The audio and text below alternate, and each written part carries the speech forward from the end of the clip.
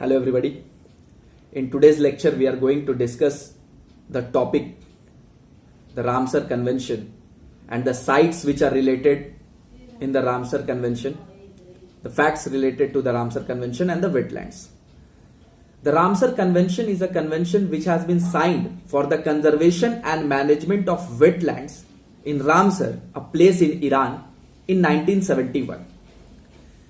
This convention has been signed on 2nd February 1971, and so every year on 2nd February 1971, from 1971, every year on 2nd February, International Day of Wetlands is celebrated. We need to know that is India a part of this Ramsar Convention? So yes, India is a part of the Ramsar Convention, and India signed the convention in 1982.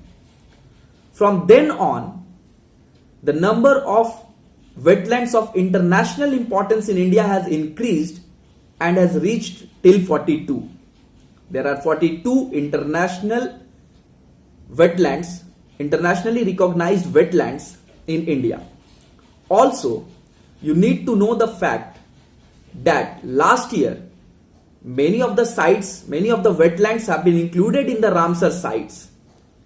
These are the Sundarbans, the Kar complex of Ladakh, the Kawar Lake of Bihar, and many others.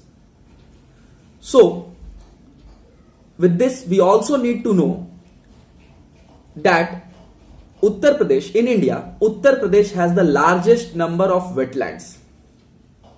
And also, we need to know the largest area, the largest wetland in India, according to area, is the Sundarbans, and the smallest one is Renuka in Himachal Pradesh.